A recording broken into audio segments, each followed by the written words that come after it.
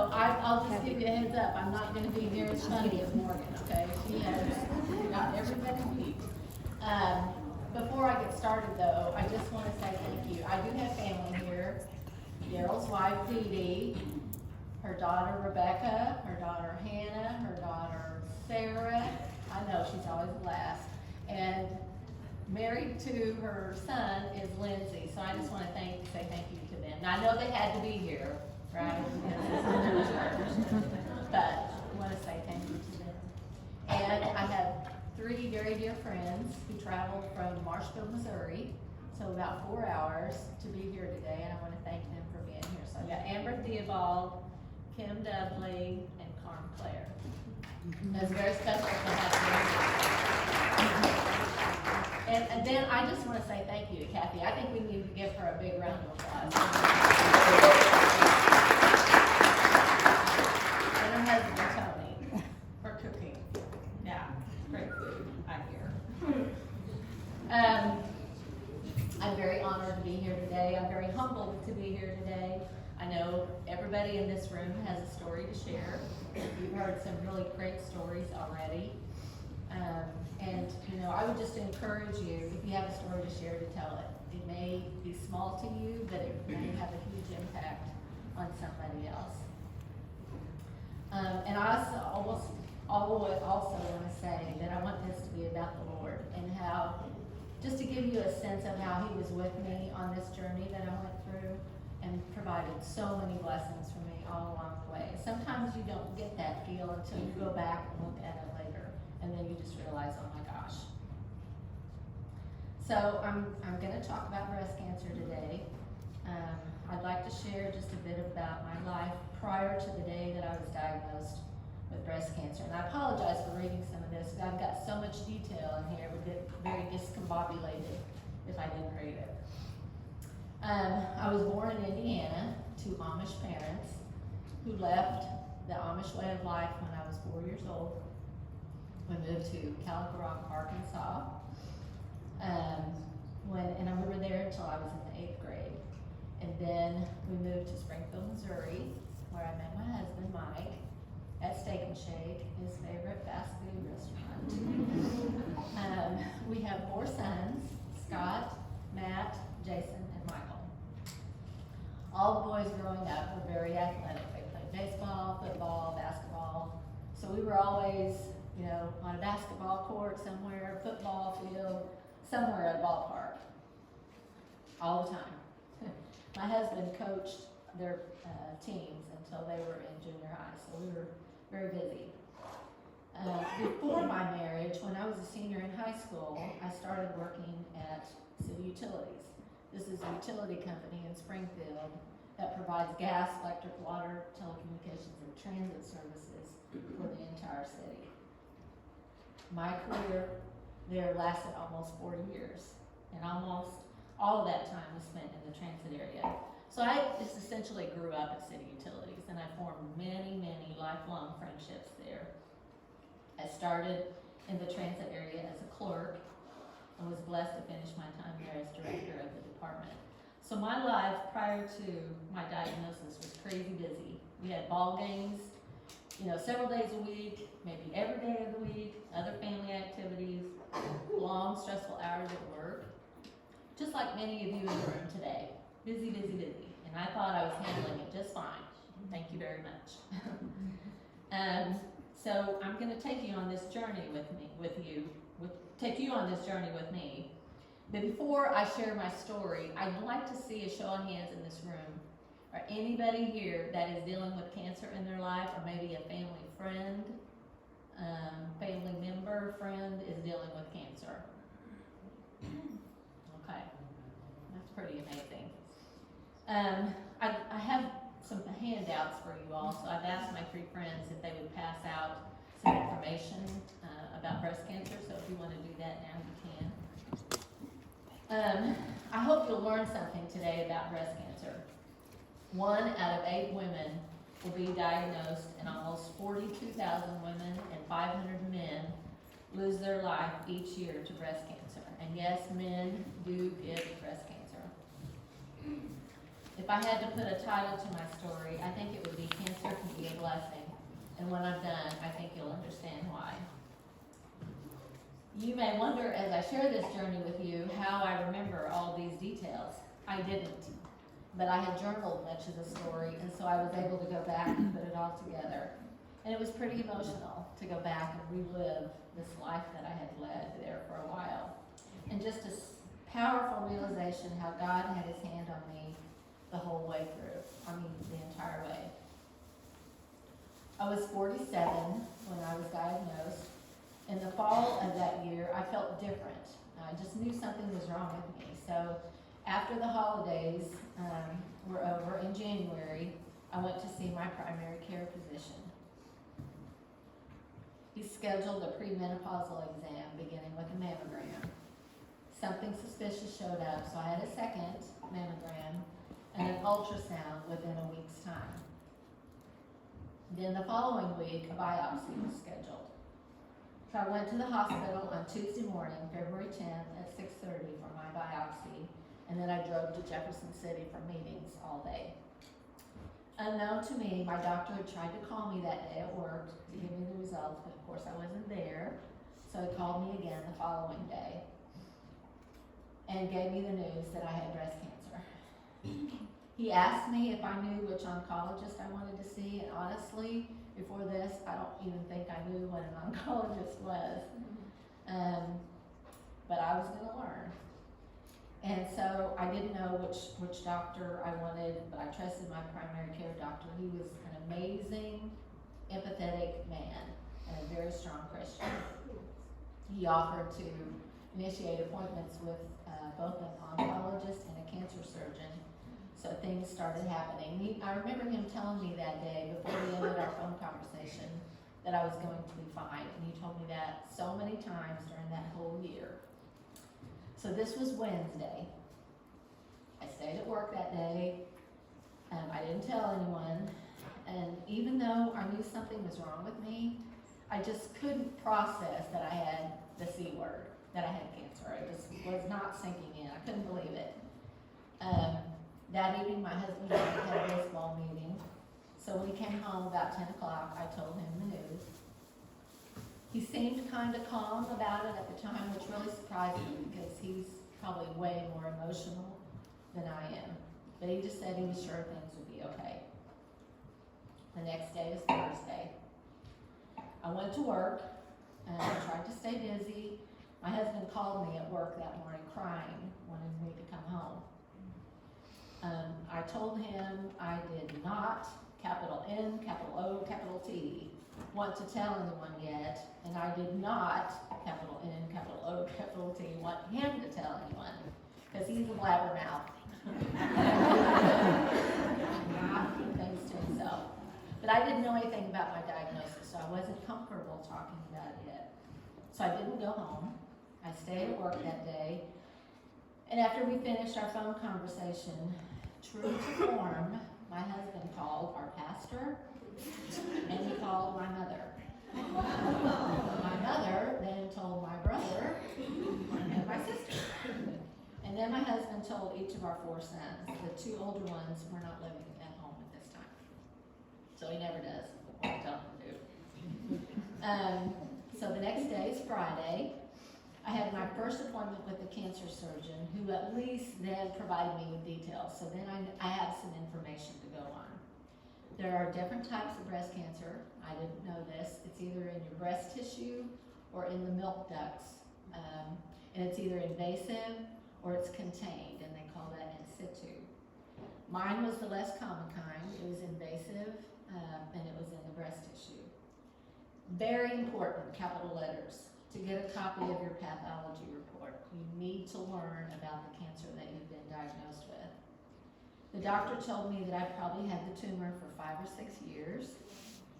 It was about 1 inch in size. My previous mammogram had been 3 years prior to my diagnosis, and the tumor had not shown up in that mammogram. They staged my cancer as stage 3, usually stage 4 is the worst. And there was a chance that the cancer had spread into my bloodstream, so most likely my treatments were going to start with chemotherapy to stop the spread. So this is Friday.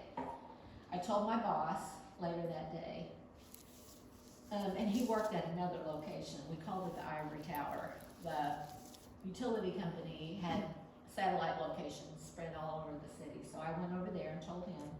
Unknown to me at that time, his mother had recently died from breast cancer. So he really didn't even know how to respond to my information. He just assured me that I needed to take care of myself and not be concerned about time away from work, which is a blessing. I mean, a huge blessing, because so many women that go through breast cancer treatment end up having to quit work, you know, because their job, their people at their place just don't have the flexibility to put up with all the time off. So the first week had passed. I still had not shared the news with anyone. So on Monday, the general manager of the utility company came to my office and told me that I needed to start telling people. So my boss, that I had told on Friday, had ratted me out. So, okay, fine. So I slowly started telling my staff and my friends I was not comfortable doing this. I didn't like sharing details about myself. And I just felt like I was in a fog. I didn't want to read, and I'm an avid reader. I didn't want to watch television. I was just kind of going through the motions in my life. And when I was alone, I still couldn't believe it was happening to me. I was just like, this can't be. I was such a health fanatic. I was a runner. I didn't eat red meat. I had small breasts. I don't know why I thought small breasts would prevent me from getting breast cancer. Men who get breast cancer, right? I was involved in CU's wellness program, and people knew at CU that I was a health fanatic. So it shocked everybody, I think, really. But the thing I think that I didn't take into consideration is genetics. So my mom has 5 brothers and 5 sisters. 4 of her sisters have had cancer, 3 of them breast cancer. 2 of my cousins have had breast cancer. My uncles have had various kinds of cancer. So it was there. You know, I'm a mother, so I felt like I managed my family's life. I was a manager at CU, City Utilities. I managed 60 other people at work. I'm a planner. I try to be organized. So this diagnosis just really threw me for a loop. At the end of the day, I wasn't in control. I thought I was, but I was not. And if I'm honest, I wasn't living a Christ-centered life at the time. I went to church. I prayed every day, but God wasn't really first in my life. I was too busy. That 4-letter word was just too darn busy. So somebody telling me I had cancer was like being slammed into a chair and God saying to me, listen, you are not in charge. I am. He's in control. And you learn very quickly that the battle against cancer is a mental one as much as it is a physical one. It gets into your head big time. And depression can set in very quickly if you're not careful. So then I began the round of doctor appointments. I took my husband with me. I took notes. I got on the internet. I got books and brochures about breast cancer, and I've shared some of that information from our local breast cancer foundation with you. The one thing I do want you to particularly take note of is there's a thing that hangs on your shower that reminds you to do your monthly self-breast exams. Those are very important. I found another lady through the Breast Cancer Foundation that had the same diagnosis that I did, which at the time was important to me. I wanted to talk to someone else that had my specific diagnosis. So I just started educating myself.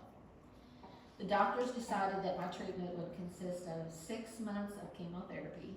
That was 8 treatments, once every 3 weeks, followed by surgery, followed by radiation.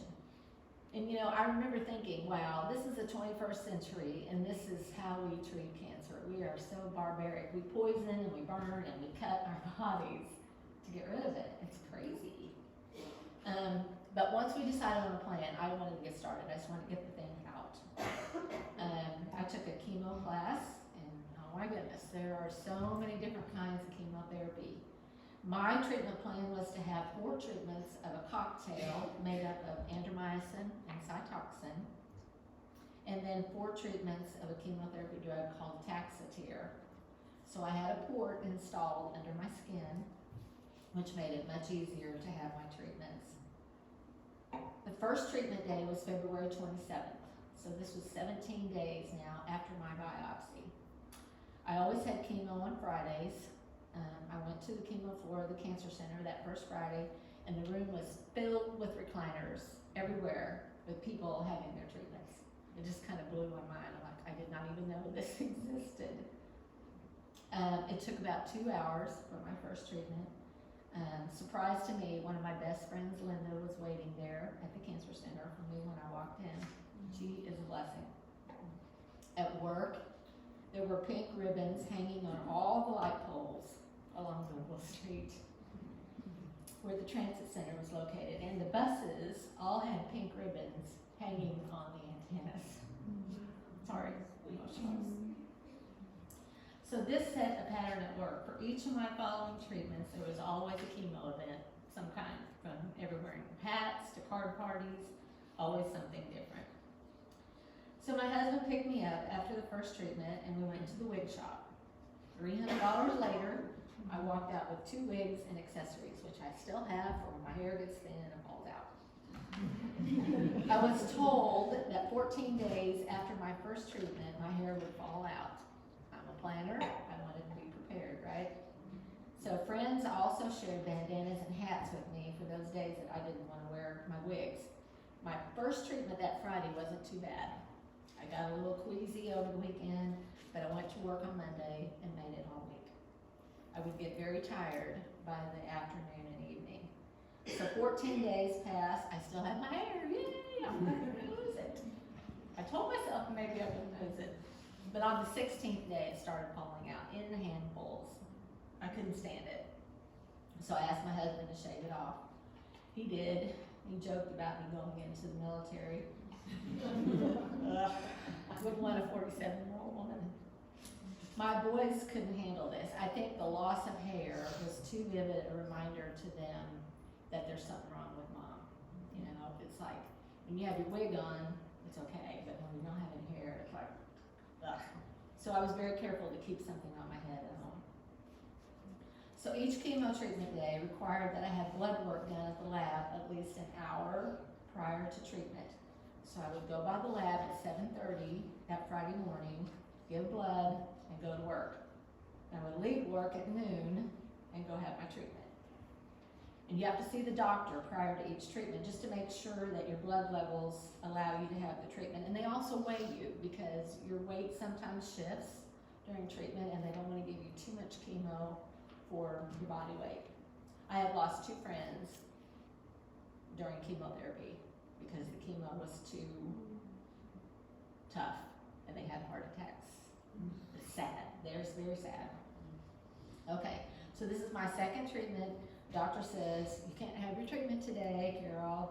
Your white blood cell counts are too low. And I was like, crap. So I was just like, this is not good, because once you enter this treatment program, everything in your life changes, and everything is focused around your treatments, and you don't want to have them interrupted. So my doctor made me a deal. He told me that if I would go to the hospital 24 to 48 hours after the treatment and get a shot for my white blood cell counts, that he would go ahead and let me have the treatment that day. So I promised him I would, and this was something I had to do every time I had a chemo treatment because my white cell counts were too low. Something else doctors do during chemo is they put patients on steroids a couple days prior to chemo until a couple days after, just to get you through the initial effects of the chemotherapy. Oh my gosh, these were great. You had so much energy, clean your house, your neighbor's house, the whole town's house, and then you're like, just crash. My second and third treatments were horrible. I compared chemo to a big black hole, or just like something that takes you right to the edge of a cliff and you think you're gonna die. And then just before you get pushed over the cliff, it lets you go and allows you to live another day. During my third and worst treatment, I remember vividly thinking on that Saturday that I was going to die. I tried to walk out or drive home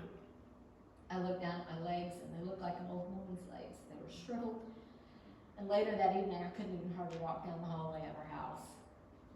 I had absolutely no strength. Sometime during the night, I remember clearly hearing a voice saying my name and telling me that I was going to be okay. When I woke up Sunday morning, I could feel the effects of the chemo beginning to back off. Started feeling better, and I was even able to go to work the next day. It's crazy. And you know, I just have to say, work was good for me. I pushed myself to go to work. I know I did that, but I did it on purpose because it's not fun to lay around the house and think about the fact that you have cancer. You're at least around other people, you know, you can be more normal, I guess. I did lose weight during my chemo treatments, but this didn't happen to everyone. Some people end up gaining weight, but food tasted horrible to me. It had a metallic taste, water tasted horrible, and I was an avid water drinker. So friends of mine at work prepared a huge basket with food they thought I would be able to handle. Lots of Ensure, Power bars, pretzels, bland kind of stuff. And they checked on me every week and restocked the basket if it got low. Another blessing. I had to be very careful that I didn't come into contact with anyone that had a contagious illness because my white blood cell counts were suppressed. It was very easy for me to catch something, a virus or something from somebody else. I was very tired. Sounds strange, but sometimes I was too tired to even talk. Sometimes I was too tired to pray. But I always knew that somebody else was lifting my name up to God on my behalf. It's such a blessing. I know I was on our prayer list at church for a long time, probably on this church prayer list too, and even overseas. And you know, there's just something comforting about that when you don't have the strength to go to God to know that somebody else is doing that, intervening on your behalf. And I'm telling you, hope is important when you're fighting for your life. You need that hope.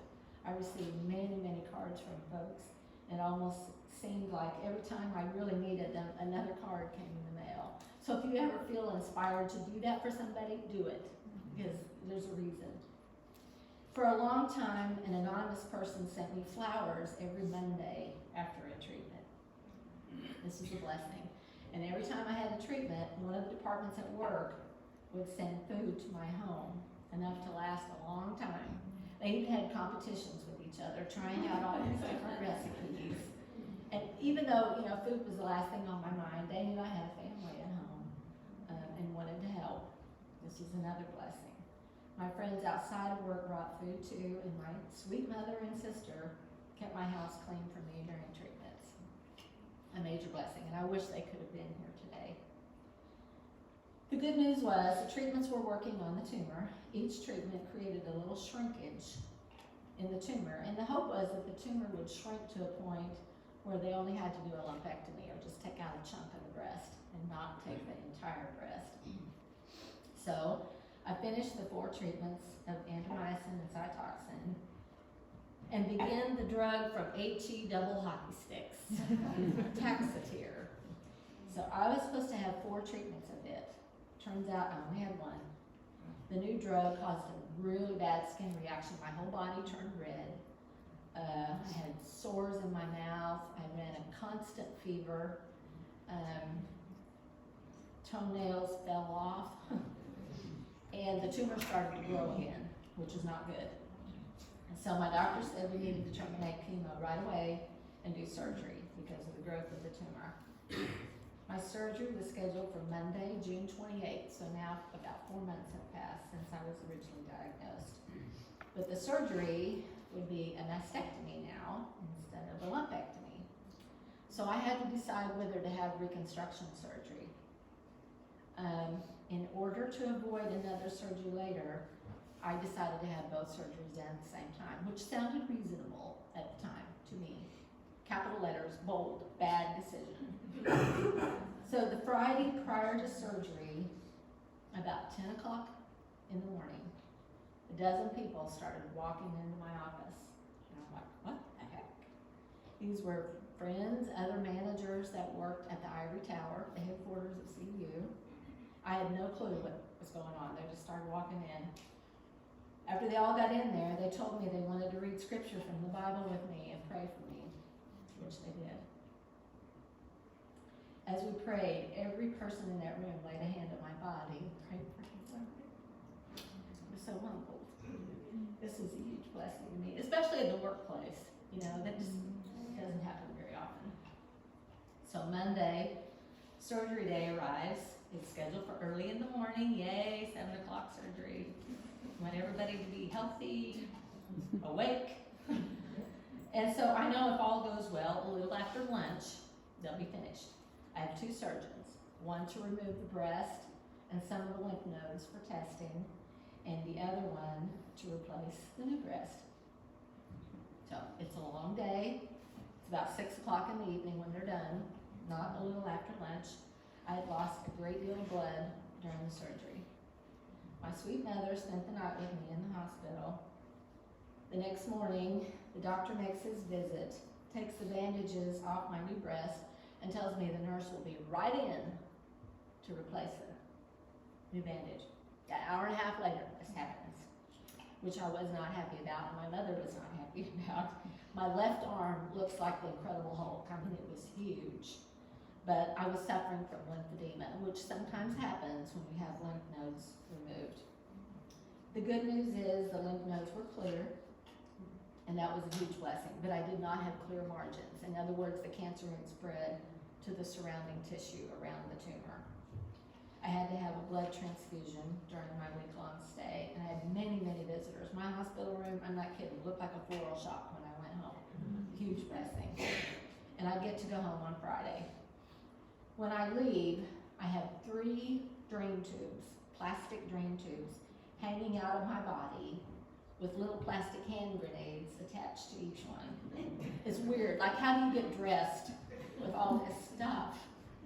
But there's stuff draining out of my surgical area, and I have to pump it and collect stuff, measure it every day, write it down. Gross, very gross.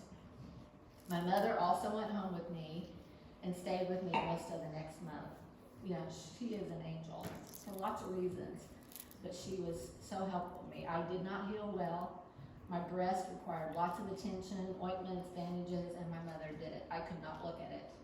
I didn't have a breast implant. The new breast was created with stomach tissue, which is the weirdest thing in the world. To take stomach tissue and tunnel up underneath your stomach and plop it there where a breast is. You know? I mean, that's what they do. It's like, who drinks this stuff up? I don't know. But anyway, I did exercises for the lymphedema in my arm. Eventually the swelling went away, but the new breast did not heal well. I started running a temperature, the skin on the breast turned black. And again, I didn't see it, my mother did. But the doctors decided to remove that skin on my breast, take skin from my leg, and graft it on to the breast lump. Once that surgery was performed, I started feeling better. Yeah. So about 6 weeks after surgery, middle of August, I returned to work part-time. And I was so glad, man, there's just only so much daytime TV you can handle. The previous year, I had participated in a leadership program that the Chamber of Commerce in the city of Springfield had put together. It was called Leadership Springfield. So they select 25 people from different businesses. You spend a year together learning more about the community, you know, learning about leadership skills, that kind of thing. That group of people, when I went back to work in August, started sending a meal home to my family every Thursday evening. And they did that for the rest of the year through December.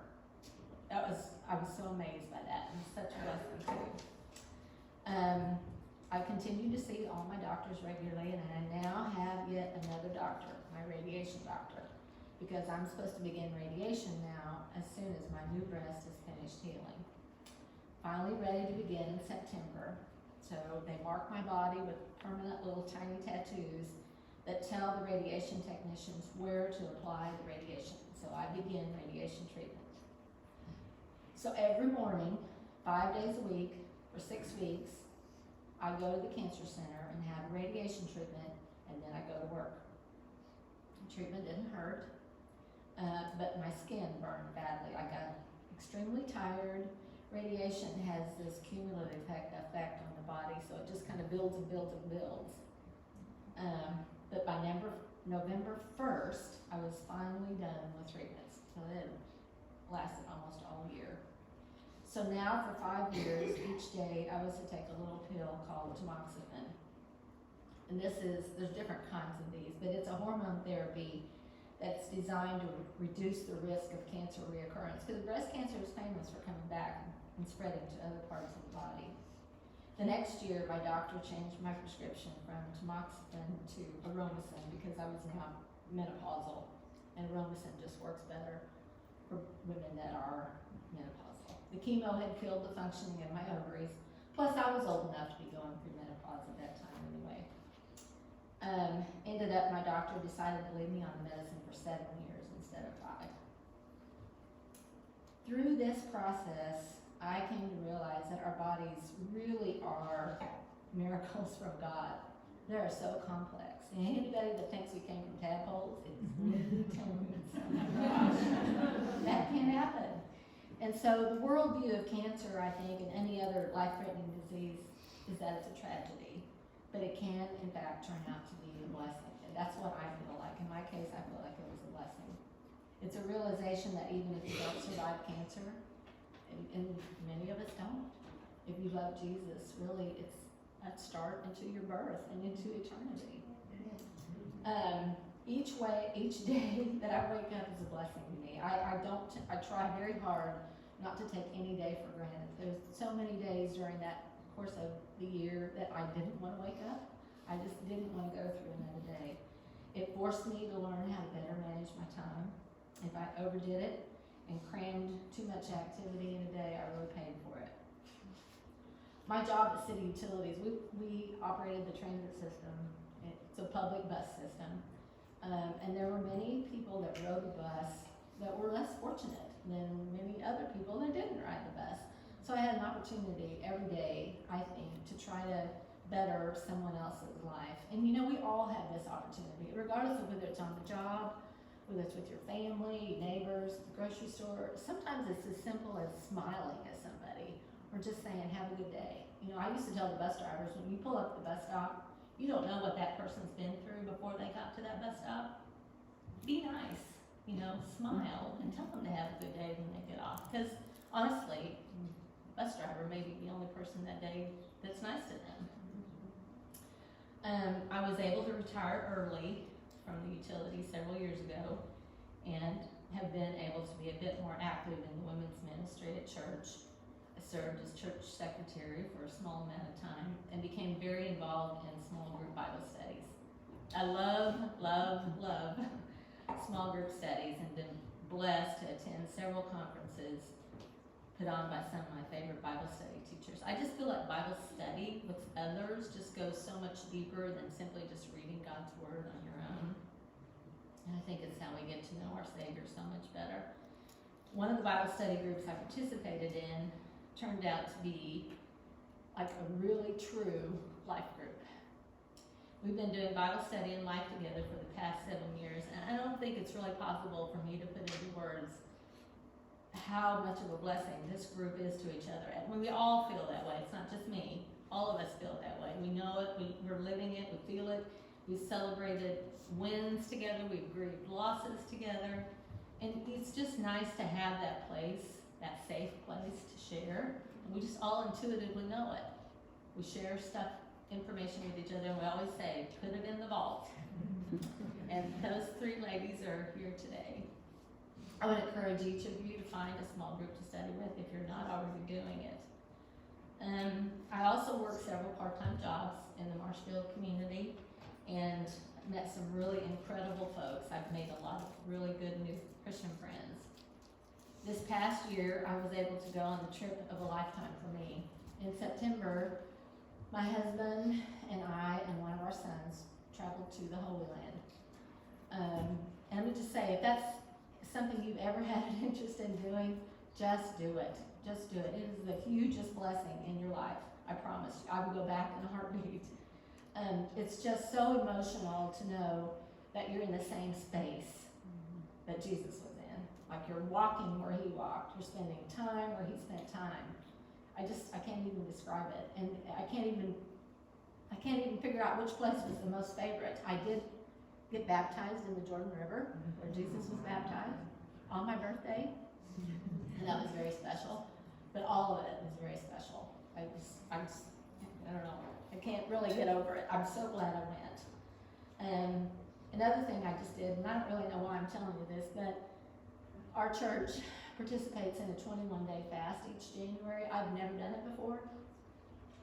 I always was worried about my son who did it, who looked like a cancer survivor at the end of it. So I decided, well, I'm going to do it this year. It has been a blessing. I almost was sorry to see it come to an end, and that may sound weird, but going without food is just something about that clears your mind. It just clears your mind, brings a little more sensitivity to your heart and your soul, and just kind of reconnects you back to Jesus if you spend time in prayer. It's so easy for all of us to get too connected to the world, I think. We just are all so busy and get caught up in stuff. You just take a little bit of time to reconnect with your Savior. Oh my gosh, it was just another huge blessing. So I feel like my life after cancer has become more Christ-centered, and if you're around me very often, it's possible that you will hear me say that having cancer was the best thing that ever happened to me, and it was, truly, aside from my kids being born. And I realize that not everybody that goes on the cancer journey feels that way. I know that. And so I'd like to end this presentation by just, again, encouraging each of you to open your heart and share your story with someone. It doesn't have to be on a stage. And I can assure you that someone needs to hear it. Somebody else is going through something similar to what you've gone through. And that's how we minister to others, is to share. Just be willing to share. Sometimes it's just exactly what somebody else needs to hear. And I just think as women, we are very blessed to live in America. We are the luckiest women in the world to live in America. I'm just telling you, if you've never been outside the United States, you know it. But the greatest blessing of all, truly, is to have Jesus in our lives. I just thank you all. Before I get up there.